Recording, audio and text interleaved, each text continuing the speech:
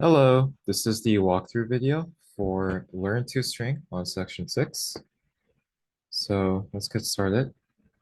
So we have a method called Learn to String. It takes in a list node of the front of a list. Reminder that the way we define the sort of chain of linked nodes is that we have a single new list node, and then notice that in the next field, it has the other nodes, and then that node has the other node in its next field as well. This is kind of how we chain list nodes. So therefore, our front of a list is just represented by a single list node.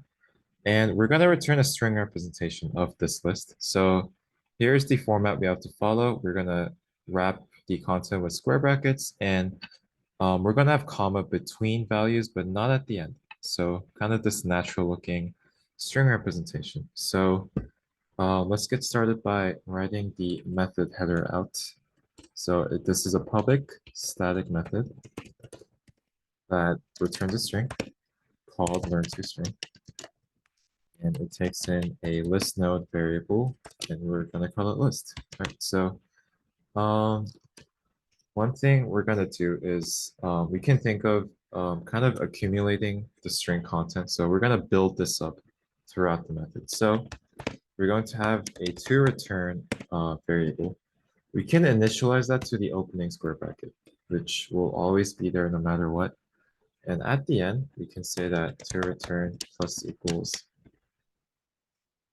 closing square bracket, and then we're going to return toReturn.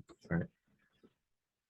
And in between, of course, we have to do some work in traversing through the linked list. So let's talk about that part. So we're traversing through a linked list. So most likely, as we talked about during section, it'll be a while loop, some sort of while loop. And let's talk about in plain English what we're gonna do. Let's kind of pseudocode this out before we dive into actually coding this. So one strategy we can think of is we can traverse through the linked list. We can traverse through, and then the commas. So the commas can be a bit confusing when you actually think about it because we have to make sure we don't add commas at the end.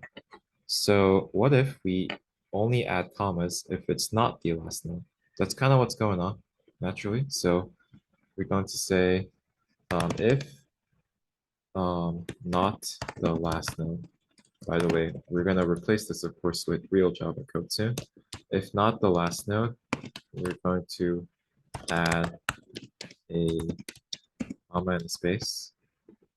And of course, before we do that, we got to add the current node's data. Right, so here's a plan, and we'll talk about when to stop. We'll talk about the specific while loop condition. So let's move to our whiteboard. All right, so here's our whiteboard view. So sort of draw an example linked list. So the example that the spec gave us is 7, 17, 16, I think. Actually, let me check. 7, 37, 16. Gotcha. All right, so you got a list variable. Oops. You got a list variable pointing to 7, which points to 17, or sorry, 37, which points to 16. Yep. All right, so here's our example that the spec gives us, and we'll also have throughout a toString variable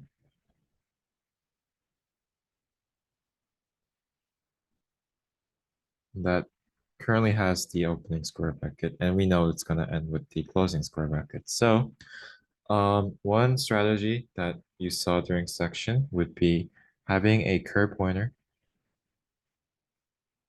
and pointing that to the beginning of the list, and we're going to just traverse through using a while loop. All right, so we can say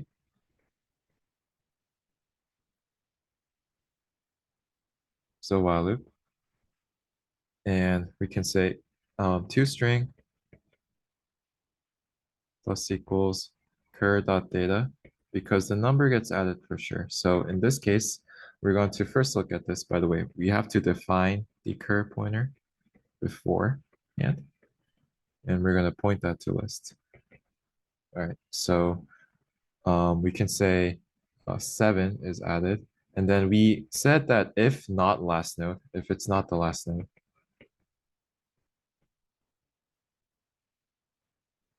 we're going to be adding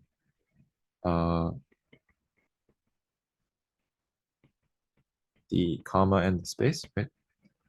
So if not the last node, this isn't the last node, by the way. Let's real quick talk about how do we represent not last node in Java. So we can say if, because this is the last node, right? This is kind of what we're trying to avoid. So if we say, what's true about this? Cur.next is null. So imagine cur kind of comes to here, right? We're not there yet, but if cur.next is null, that means that that next field has a cross, which means it is the last node. So we're going to say if cur.next is not equal to null, then we're going to add the comma and the space. All right, so once again, let's come back to the example. So we are still at cur equals list, toString plus equals cur.data. If cur.next is not equal to null, that is true. Cur.next is not equal to null. We're going to add the comma and the space. And then we're going to move this cur pointer to the next node. We do that with the following statement, cur equals cur.next.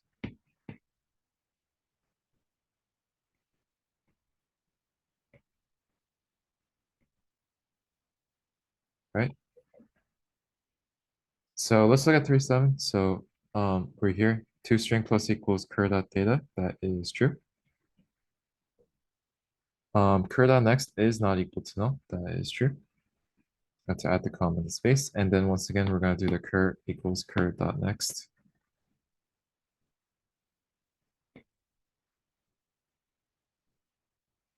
All right. Now we're at the end of the list. So toString plus equals cur.data. That is true.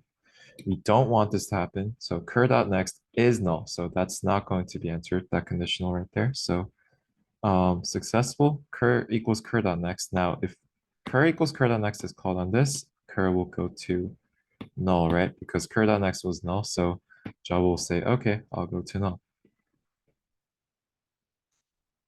All right, we stop here, right? So therefore, we do this while loop while cur is not equal to null. That's when we, so if cur is equal to null, that's when we stop, all right? And then at the end, we add the square bracket as we already have in our ed code. And yeah, that's kind of our logic. Let's kind of test this out. Let's think of some edge cases. So what if it's an empty list, right? So what if we got a list that just has nothing? So list node cur is equal to list, but notice that cur will immediately be equal to null there, right? So that while loop just won't be answered. So that works actually. So let's go back to ed now. Let's put that back into ed. So we got, once again, we should start by list node cur equals list while cur is not equal to null. Now we can say current nodes.data cur.data. If not the last node, cur.next is not equal to null. So to return plus equals comma and the space, then cur equals cur.next. Then we're going to add the ending square bracket, and then we are going to return to return. All right, that has been learn to string.